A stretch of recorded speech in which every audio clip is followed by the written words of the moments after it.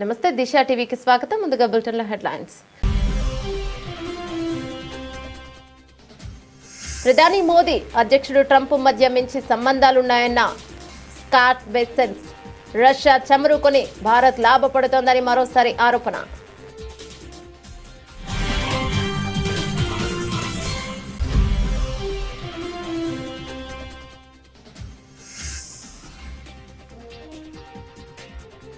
నాలుగేళ్లకు మించి ఉండకుండా కట్టడి చేయనున్న ట్రంప్. విద్యార్థుల వీసాలో కీలక మార్పులకు ప్రయత్నాలు.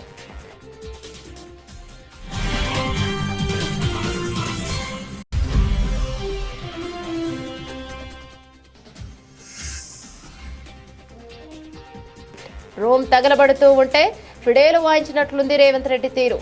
మండిపడ్డ మాజీ మంత్రి ఎమ్మెల్యే హరీష్ రావు.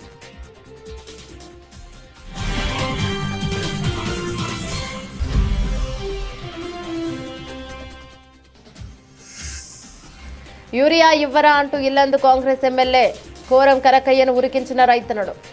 రైతుల ఆగ్రహానికి పారిపోయిన కాంగ్రెస్ ఎమ్మెల్యే కోరం కనకయ్య.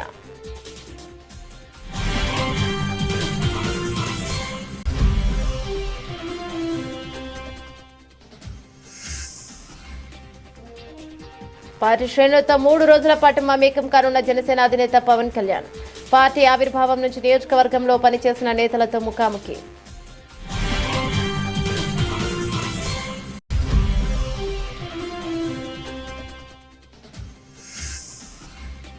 కర్నూలు నగరంలో పర్యావరణానికి హాని కలిగించకుండా మట్టి విగ్రహాలను ఏర్పాటు చేయడం చాలా సంతోషం. పరిశ్రమల శాఖ మంత్రి టీజే భారత్.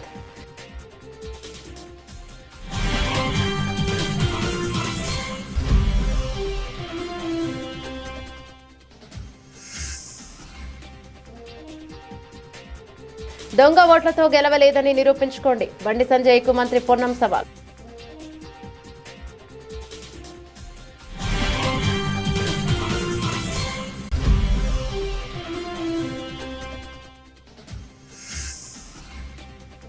నా కొడుకు వరదల్లో చిక్కుకొని 30 గంటలైంది, ఇంకా కాపాడరా అంటూ కన్నతల్లి ఆవేదన.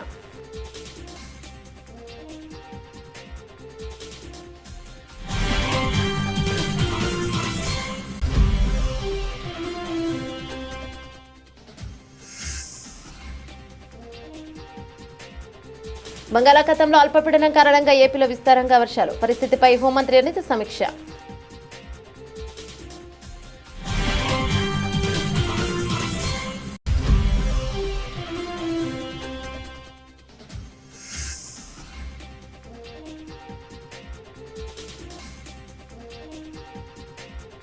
తెలంగాణకు ఆర్మీ హెలికాప్టర్ల రాక ఆలస్యం, రంగంలోకి దిగిన బండి సంజయ్. డీటెయిల్స్ చూస్తే భారత్తో వాణిజ్య ఒప్పందం కుదరడంపై అమెరికా ఒకవైపు ఆశాభావాన్ని వ్యక్తం చేస్తూనే మరోవైపు చర్చల విషయంలో భారత్ తీరుపై అసహనాన్ని ప్రదర్శించింది. ఇరు దేశాల మధ్య ఒప్పందం చివరికి ఖరారవుతుందని US treasury secretary Scott Bessent ధీమాను వ్యక్తం చేశారు. అయితే చర్చల ప్రక్రియలో భారత్ తమను ఆడిస్తోందని ఆయన ఆరోపించారు. ఫాక్స్ న్యూస్ కు ఇచ్చిన ఒక ఇంటర్వ్యూలో స్కాట్ బెసెంట్ మాట్లాడుతూ అమెరికా అధ్యక్షుడు డొనాల్డ్ ట్రంప్, భారత ప్రధాని నరేంద్ర మోదీ మధ్య చాలా మంచి వ్యక్తిగత సంబంధాలు ఉన్నాయని పేర్కొన్నారు. ప్రపంచంలోనే అతిపెద్ద ప్రజాస్వామ్యం భారత్ అయితే అతిపెద్ద ఆర్థిక వ్యవస్థ అమెరికా. చివరికి మేమిద్దరం ఏకతాటిపైకి వస్తామని నేను భావిస్తున్నానని ఆయన అన్నారు. అయితే చర్చల విషయంలో భారత్ అనుసరిస్తున్న వైఖరిని ఆయన తప్పుపట్టారు. ట్రంప్ రెండోసారి అధికారంలోకి వచ్చాక చాలా ముందుగానే భారత్ చర్చలకు వచ్చింది. మే, జూన్ నెలలోనే ఒప్పందం కుదురుతుందని నేను ఆశించాను, కానీ ఇప్పటికీ ఒప్పందం లేదు. వారు చర్చల ప్రక్రియను సాగదీస్తున్నారని బెసెంట్ అసంతృప్తిని వ్యక్తం చేశారు. ఇదే సమయంలో ట్రంప్ ప్రభుత్వం భారత్ నుంచి దిగుమతులపై అదనంగా 25% సుంకాలను విధించింది. దీంతో మొత్తం సుంకాలు 50%కి చేరాయి. రష్యా నుంచి చమురు కొనుగోలు చేస్తూ భారత్ లాభపడుతోందన్న పాత ఆరోపణను బెసెంట్ మరోసారి గుర్తు చేశారు. గతంలో ఈ ఆరోపణలపై భారత విదేశాంగ మంత్రి సుబ్రహ్మణ్యం జయశంకర్ గట్టిగా బదులిచ్చిన విషయం తెలిసిందే. భారత్ నుంచి చమురు కొనడం మీకు సమస్య అయితే కొనకండి అని ఆయన గత వారం స్పష్టం చేశారు. ఇక బ్రిక్స్ దేశాలు రూపాయలలో వాణిజ్యం జరపడంపై అడిగిన ప్రశ్నకు బెసెంట్ నవ్విస్తారు. రూపాయి రిజర్వ్ కరెన్సీగా మారుతోందని నేను ఆందోళన చెందడం లేదు అని ఆయన కొట్టిపారేశారు.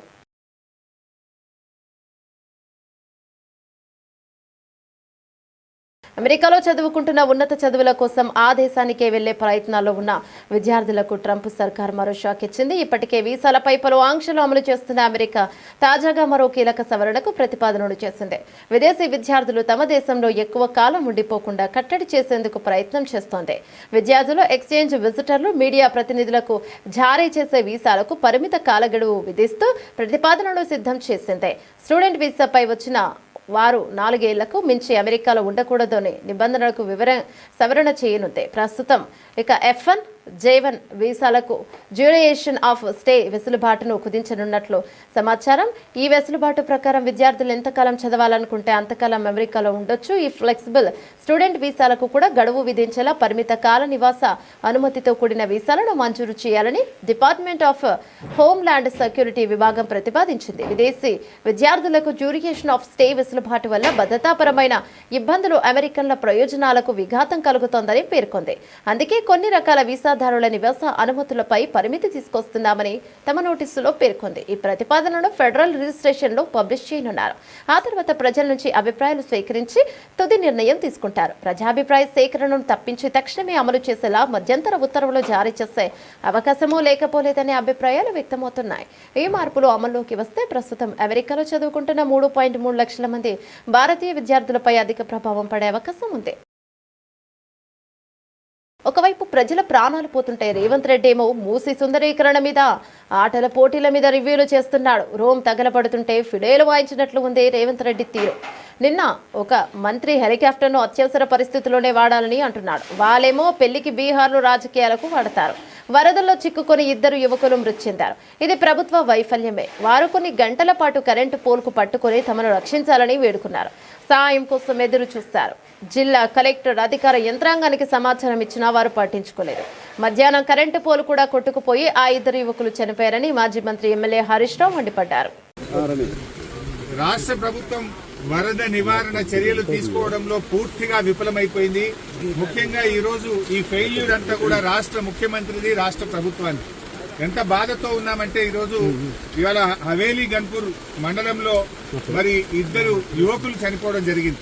వాళ్ళ పిల్లలు, ముఖ్యంగా 2 పిల్లలు గురుకుల పాఠశాలలో చదువుతున్నారు. వర్షాల వల్ల గురుకుల పాఠశాల లీక్ అయితా ఉంది, మీ పిల్లల్ని తీసుకుపోండి అని ప్రిన్సిపల్ ఫోన్ చేస్తే పిల్లల్ని మెదక్కు పోయి తీసుకొచ్చుకుందామని బయలుదేరి మరి ఆటోలో నడుపుతున్నటువంటి యాదగౌడు, ఆటోలో కూర్చున్న సత్యనారాయణ 2 కూడా ఈ వరదలో ఆటో కొట్టుకుపోయి చనిపోవడం జరిగింది.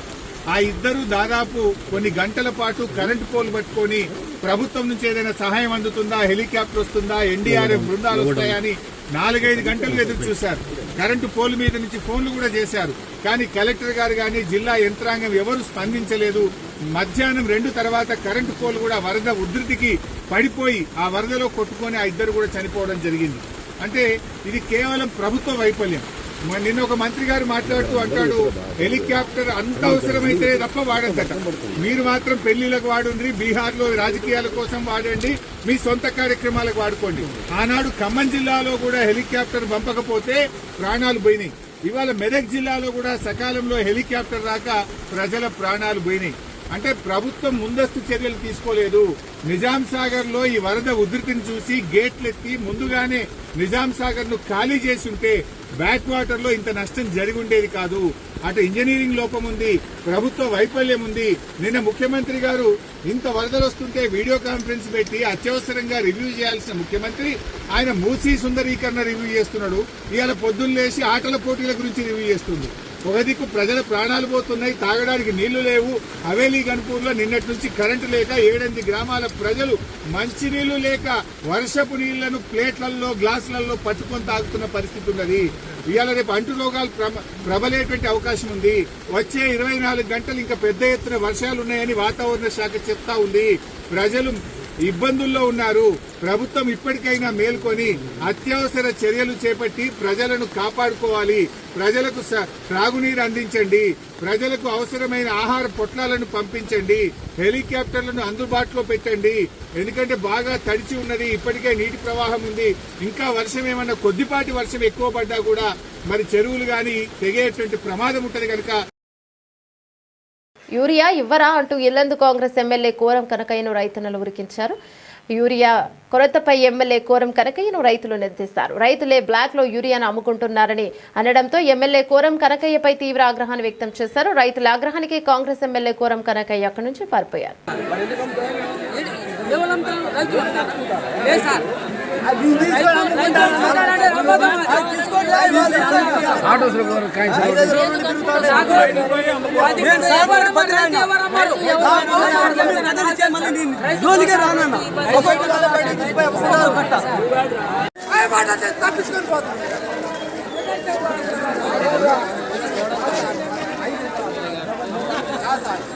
మీరే ఎట్లా అంటే ఎట్లా సార్ ఆ మాటలు అంటారు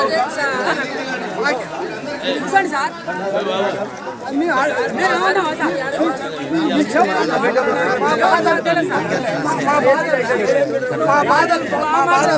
రావద్దండి మాట్లాడాలి ఎమ్మెల్యే గారు మీకు నమస్కారం అనవద్దు కానీ ఎవరు విన్నారు వాళ్ళు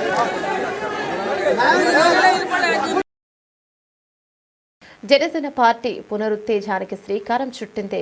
పార్టీ కార్యకర్తలతో మమేకమవుతూ భవిష్యత్తు కార్యాచరణకు దిశానిర్దేశం చేయడానికి జనసేన అధినేత ఉప ముఖ్యమంత్రి పవన్ కళ్యాణ్ ప్రారంభించిన సేనతో సేనాని సమావేశాలు ఈ రోజు నుంచి విశాఖపట్నంలో నిర్వహించనున్నారు.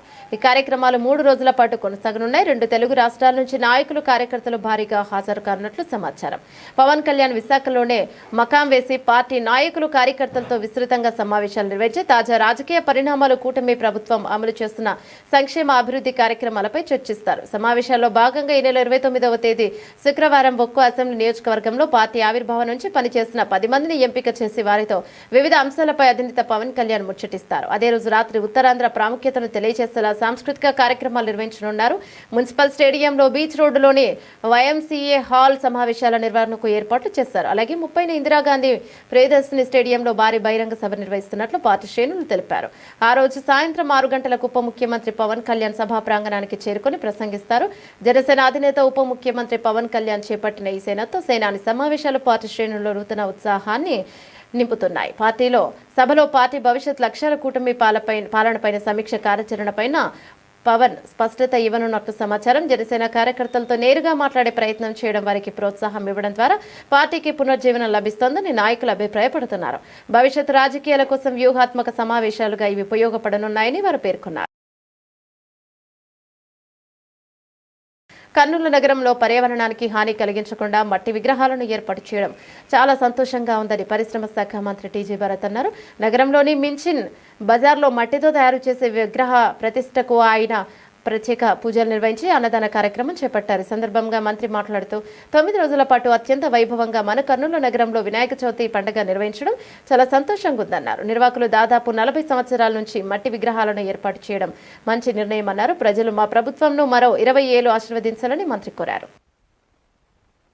చవితి కానీ 9 రోజులు సెలబ్రేషన్స్ ఘనంగా జరిపేది ఎక్కడ అంటే ఫస్ట్ మన కర్నూలు వస్తుంది. ఇప్పుడు తర్వాత ఇక్కడ ఎన్నో ఏళ్ళ నుంచి, ఇప్పుడు ఈ విగ్రహమే తీసుకుంటే దాదాపు 47 ఏళ్ళ నుంచి ఎవ్రీ ఇయర్ ఇక్కడ ఆర్గనైజర్స్ కండక్ట్ చేయడము, లాస్ట్ 10 ఏళ్ళ నుంచి మట్టి విగ్రహంతో చేయడం, అది స్పెషాలిటీ. సో నేను ఎప్పుడు అందరికీ రిక్వెస్ట్ చేసేది మట్టి విగ్రహాలని ప్రోత్సహించాలా. పెద్దవైనా కూడా ట్రై చేస్తే ఎన్విరాన్మెంట్ కాపాడిన వాళ్ళం అవుతాం, ఎకో ఫ్రెండ్లీ గణేశాల్లో ఉన్నట్లయితుంది, మీకు దేవుని ఆశీస్సులు కూడా బాగుంటాయని ఆలోచిస్తాను. బట్ ఈ 9 రోజులు సెలబ్రేషన్స్లో కల్చరల్ యాక్టివిటీస్ అని ఒక సెలబ్రేషన్స్, ఒక పండగ వాతావరణం ఒక రోజే కాదు 9 రోజులు ఉంటుంది. ఇక్కడ ముఖ్యంగా కర్నూలులో కులాలు మతాలు సపరేట్ కాకుండా ప్రతి ఒక్కళ్ళు పాల్గొనడము, ప్రతి ఒక్కళ్ళు కూడా సెలబ్రేషన్స్లో పాల్గొనడం అనేది స్పెషాలిటీ మన కర్నూలులో. సో అందరూ సుఖ సంతోషాలతో హ్యాపీగా, హెల్త్ కూడా బాగుండాలా అందరికీ. వర్షాలు కూడా బాగున్నాయి, పంటలు కూడా బాగున్నాయి. మా చంద్రబాబు గారి నాయకత్వం ఇట్లే ఒక 20 years కొనసాగిస్తే మన రాష్ట్రం కానీ మన క్యాపిటల్ సిటీ కానీ నంబర్ 1 అయ్యేదానికి అవకాశం ఉంది. ఆ దేవుని ఆశీస్సులు మా పైన ఎప్పుడు ఉండాలనేది కోరుకుంటున్నాను. Thank you. దీని వెనుక మన ఎర్రబుర్జు దాంట్లో కూడా గోపాల్ గారు వాళ్ళ మిత్రులందరూ కలిసి పెట్టడం జరిగింది. అది కూడా మట్టి విగ్రహంతో. సో చాలా ఆనందంగా ఉంది. అంటే నేను ఎప్పుడు చాలా ఏళ్ళ నుంచి ఒక 15 ఏళ్ళ నుంచి మేము కూడా పుష్ చేస్తూ ఉంటాము మట్టి విగ్రహాలనే ఖచ్చితంగా చేస్తే చాలా బాగుంటుందని. ఇప్పుడు మార్పు స్టార్ట్ అయింది, చాలా మంది కూడా మట్టి విగ్రహాలు ఈవెన్ పెద్దవి కూడా స్టార్ట్ అయింది. ఓవర్ ఏ పీరియడ్ అందరూ మట్టి విగ్రహాలు చేసి ఒక రికార్డ్ బ్రేక్ చేస్తారని నాకైతే ఆశ ఉందండి. కర్నూలులో ఎక్కడ పిఓపికి సంబంధం లేని విగ్రహాలు ఇక్కడ ఉన్నాయి, ఓన్లీ మట్టి విగ్రహాలు. తెలంగాణలో బీజేపీ ఎంపీలు దొంగ ఓట్లతోనే గెలిచారన్న ఆరోపణలు రాజకీయ దుమారం రేపుతున్నాయి. తాను నిజాయితీగా గెలిచానని భావిస్తే తన నియోజకవర్గంలో ఓట్ల సరళిపై విచారణ జరపాలని ఎన్నికల కమిషన్ను కోరాలని కరీంనగర్ ఎంపీ బండి సంజయ్కు రాష్ట్ర మంత్రి పొన్నం ప్రభాకర్ సవాల్ను విసిరారు. దొంగ ఓట్లపై పీసీసీ అధ్యక్షుడు మహేష్ కుమార్ గౌడ్ అనుమానం వ్యక్తం చేస్తే బండి సంజయ్ ఎందుకు ఉలిక్కి పడుతున్నారని ఆయన ప్రశ్నించారు. గాంధీ భవన్లో మీడియాతో మాట్లాడిన పొన్నం ఇటీవల కరీంనగర్లోని ఒకే ఇంట్లో 40 ఓట్లు బయటపడ్డాయని ఈ అంశంపై రాష్ట్ర ప్రభుత్వం దృష్టి సారించి బీజేపీ కుట్రలను బయట పెట్టాలని ముఖ్యమంత్రి రేవంత్ రెడ్డిని కోరారు. ఓట్ల కోసమే బీజేపీ దేవుడి పేరును అక్షింతలు వాడుకుందని పొన్నం ప్రభాకర్ ఆరోపించారు. బండి సంజయ్ను బీజేపీ అధ్యక్ష పదవి నుంచి తొలగించినప్పుడు ఒక్క బీసీ నేతకు అన్యాయం జరిగిందని తాము ఆయనకు మద్దతుగా నిలిచిన విషయాన్ని గుర్తు చేశారు. ఇప్పుడు అదే బీజేపీ మతం పేరు చెప్పి బీసీలకు 42% రిజర్వేషన్లు కల్పించే బిల్లును అడ్డుకోవడం దారుణమని ధ్వజమెత్తారు. వెనుకబడిన ముస్లింలకు దేశంలోని ఇతర రాష్ట్రాల్లో రిజర్వేషన్లు అమలవుతున్నాయి. దూదేకుల పేరుతో తెలంగాణ బీసీలకు అన్యాయం చేస్తే ఎలా అని బండి సంజయ్ను నిలదీశారు. కేంద్రం బీసీ బిల్లుపై నిర్ణయం తీసుకోకపోవడం వల్లే స్థానిక సంస్థల ఎన్నికలు ఆలస్యమవుతున్నాయని స్పష్టం చేశారు. బీసీ రిజర్వేషన్ల బిల్లులో మతపరమైన అంశాలు లేవని బీజేపీ ఎమ్మెల్యే పాయల్ శంకర్ స్వయంగా చెప్పారని పొన్నం గుర్తు చేశారు. ఈ బిల్లుకు ఆమోదం లభించేలా కేంద్ర ప్రభుత్వాన్ని ఒప్పించాల్సిన బాధ్యత ఎంపీలు ఈటల రాజేందర్, ధర్మపురి అరవిందులపై ఉందని అన్నారు. మరోవైపు బీసీలకు అన్యాయం చేసేలా వ్యవహరిస్తున్నారన్న ఆర్ కృష్ణయ్య ధర్నా చేయడం విడ్డూరంగా ఉందని విమర్శించారు. ఈ సందర్భంగా కేంద్ర మంత్రి కిషన్ రెడ్డిపై కూడా పొన్నం విమర్శలు గుప్పించారు. హైదరాబాద్ నగరానికి కేంద్రం నుంచి ఆయన ₹1 అయినా నిధులు తీసుకొచ్చారని ప్రశ్నించారు. మెట్రో విస్తరణకు అనుమతులు ఎందుకు తేలేకపోయారని నిలదీశారు. గత 10 ఏళ్ల బీఆర్ఎస్ పాలనను హైదరాబాద్కు చుక్క నీరు కూడా అదనంగా తీసుకురాలేదని విమర్శించారు. ఈరోజు భారతీయ జనతా పార్టీ ఓట్ల కొరకు మాత్రమే భగవంతుని వాడుకుంటుంది. రాజకీయంగా భగవంతుని రాజకీయాల్లోకి తీసుకొస్తా ఉంది. మొన్న గంగాధరలో మా ప్రదేశ్ కాంగ్రెస్ అధ్యక్షుడు మహేష్ కుమార్ గౌడ్ గారు దేశవ్యాప్తంగా రాహుల్ గాంధీ గారు ఓటు చోరీ బహిర్గతం చేసి సాక్ష్యాధారాలతోటి బీహార్లో జరిపిన విధంగా ఇక్కడ కూడా 8 మంది పార్లమెంట్ సభ్యులు ఆ భారతీయ జనతా పార్టీకి సంబంధించిన వాళ్ళు దొంగ ఓట్లతోటి ఓటు చోరీతోటి గెలిచి ఉండొచ్చురు అనేటువంటి ఒక మాట చెప్పినాడు. కావచ్చు, అనుమానం ఉంది అని చెప్పినాడు, ఆధారాలతో చెప్పలే. ఇవాళ నేను కోరుతా ఉన్నా పిసిసి అధ్యక్షుల్ని, అదేవిధంగా గౌరవ ముఖ్యమంత్రి గారిని కోరుతా ఉన్నా, జిల్లా వ్యాప్తంగా ఓట్ల చోరీకి జరిగినటువంటి అంశం మీద జిల్లా కాంగ్రెస్ ప్లేట్లు అంటే ప్రభుత్వం తరఫున పర్యవేక్షణ ద్వారా భారతీయ జనతా పార్టీ యొక్క కుట్రలను కుతంత్రాలను బయటికి తెచ్చే ప్రయత్నం ఈ రాష్ట్రంలో కూడా జరగాల్సిందిగా కోరుతా ఉన్నా. బండి సంజయ్ గారికి నిజంగా ధైర్యం ఉంటే ఎన్నికల కమిషన్కు రాసి రాష్ట్రంలో ఎక్కడెక్కడ దొంగ ఓట్లు ఉన్నాయో, మొన్ననే కరీంనగర్లో ఒక 40 ఓట్లు ఒక ఇంట్లో ఉన్నటువంటి అవి కూడా మళ్ళీ మీరు మతం పేరు దొరుకుతుంది ముస్లింలో హిందువుల ఇళ్లలోనే చిన్న కుటీరంలో 40 ఓట్లు ఉన్నటువంటి సంఘటన బయటికి వచ్చినటువంటి పరిస్థితి. అటువంటి అంశాలు బయటికి తేవడానికి బండి సంజయ్ గారు సాక్షాత్తు నేను నిజంగానే దొంగ ఓట్లతోటి గెలవలే, దొంగ ఓట్లకు వ్యతిరేకం అన్నట్టయితే ఎన్నికల కమిషన్కు ఒక లేఖ రాయమని చెప్పి కోరుతా ఉన్నాం. ఇవాళ అక్షింతల పేరు మీద, శ్రీరాముడి పేరు మీద ఎన్నికల రాజకీయాలు చేసే భారతీయ జనతా పార్టీ ఇలా బండి సంజయ్ గారిని కోరుతా ఉన్నాం. ఒక కార్యకర్తగా ఒక నాయకుడిగా మీరు ఎదిగినారు కాదని ఎవరు అనడంలే, కానీ ఈరోజు ఎన్నికల సందర్భంగా మీరు వాడినటువంటి అంశాలు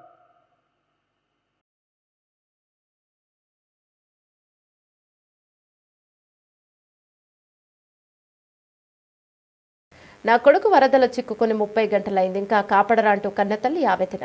రాజన్న సిరిసిల్ల జిల్లా గంభీరావుపేట మండలం నార్మలవాగులో చిక్కుకున్న జంగం స్వామి అనే 30 గంటలైనా ఈ అధికారులు నా కొడుకును కాపాడడం లేదు, వాడు చచ్చిపోతాడంటూ తల్లి లక్ష్మి ఆవేదన. 25 గంటలు అవుతుంది. ఎవరైనా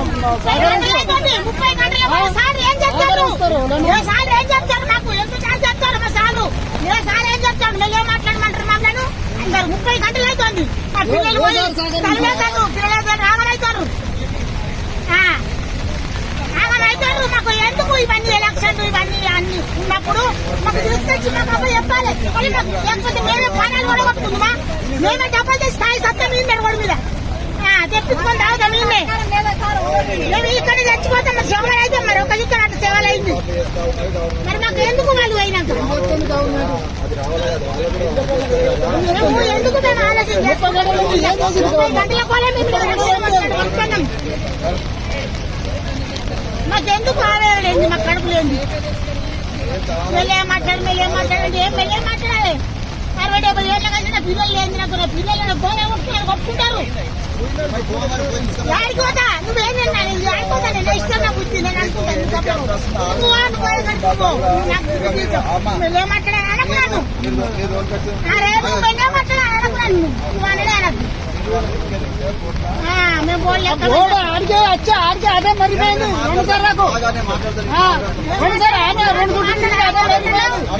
బోర్డు అంటున్నావు ఒకసారి నువ్వు పోయినావు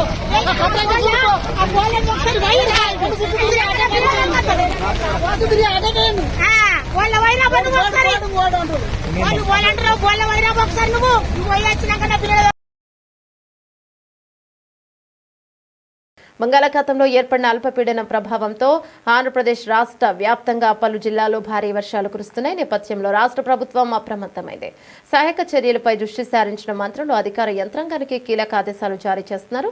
వర్షాల పరిస్థితిపై హోంశాఖ మంత్రి వంగలపూడి అనిత అధికారులతో సమీక్ష నిర్వహించారు. పలు జిల్లాల్లో కలెక్టర్లతో ఆమె ఫోన్లో మాట్లాడి క్షేత్రస్థాయి పరిస్థితులను అడిగి తెలుసుకున్నారు.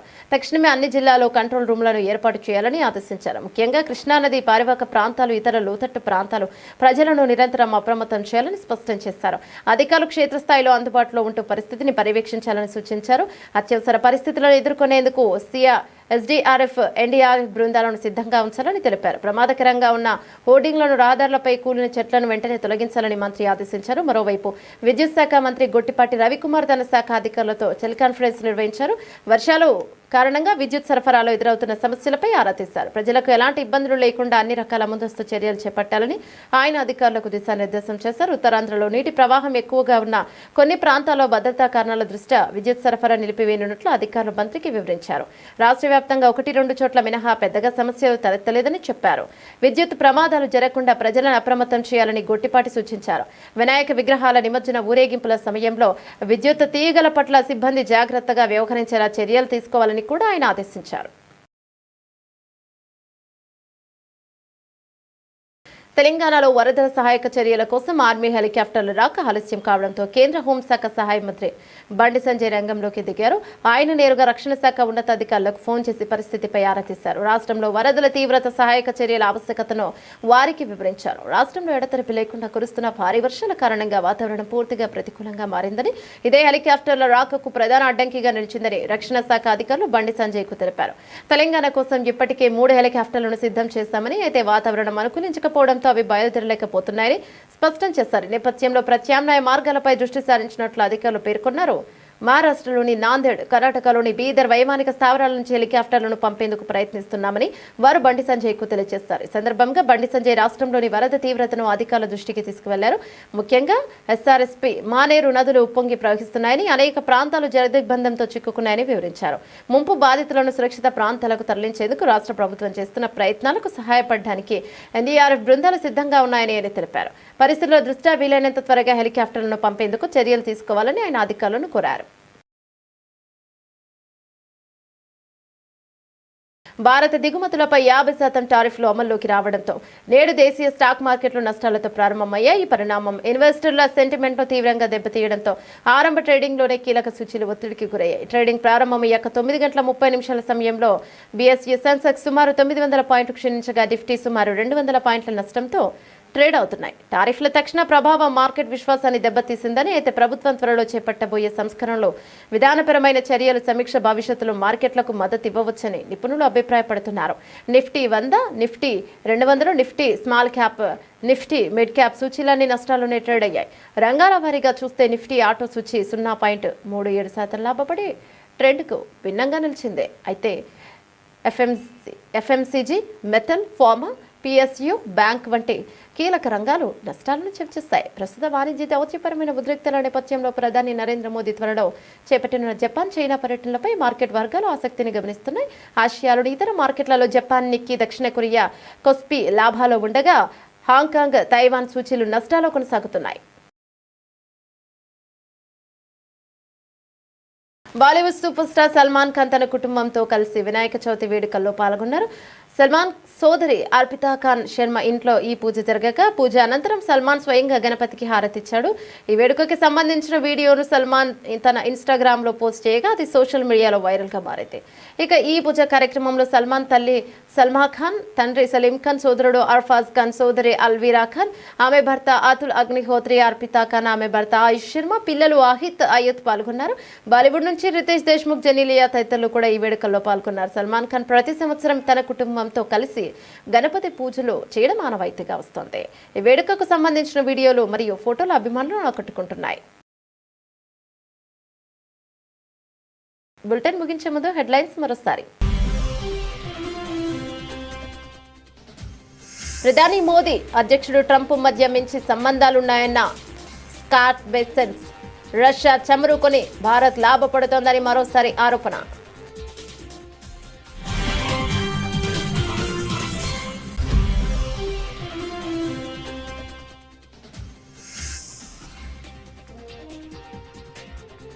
నాలుగేళ్లకు మించి ఉండకుండా కట్టడి చేయనున్న ట్రంప్. విద్యార్థుల వీసాలో కీలక మార్పులకు ప్రయత్నాలు.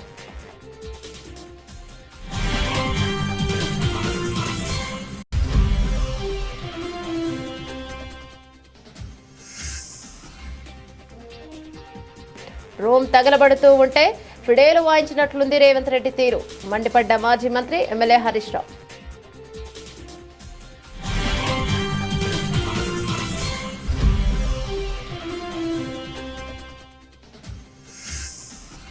యూరియా ఇవ్వరా అంటూ ఇల్లందు కాంగ్రెస్ ఎమ్మెల్యే కోరం కనకయ్యను ఉరికించిన రైతన్నలు. రైతుల ఆగ్రహానికి పారిపోయిన కాంగ్రెస్ ఎమ్మెల్యే కోరం కనకయ్య.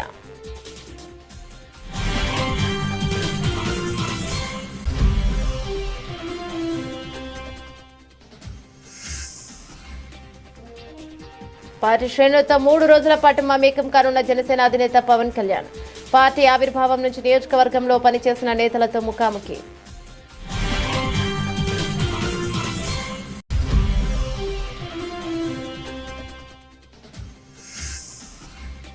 కర్నూలు నగరంలో పర్యావరణానికి హాని కలిగించకుండా మట్టి విగ్రహాలను ఏర్పాటు చేయడం చాలా సంతోషం. పరిశ్రమల శాఖ మంత్రి టీజే భారత్.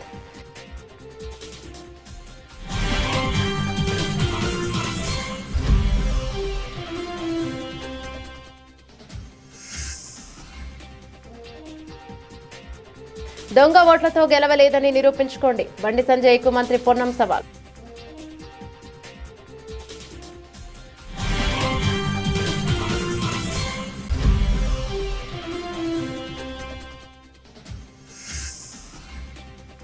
నా కొడుకు వరదల్లో చిక్కుకొని 30 గంటలైంది, ఇంకా కాపాడరా అంటూ కన్నతల్లి ఆవేదన.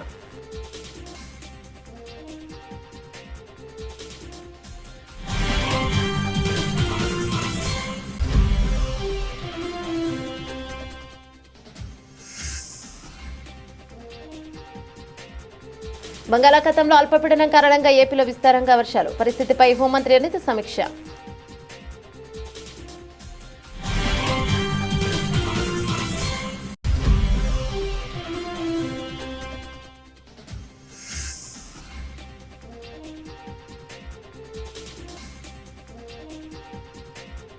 తెలంగాణకు ఆర్మీ హెలికాప్టర్ల రాక ఆలస్యం. రంగంలోకి దిగిన బండి సంజయ్. ఇవి బులెటిన్ డీటెయిల్స్. మరో బులెటిన్లో మళ్ళీ కలుద్దాం. అంతవరకు సెలవు. నమస్తే.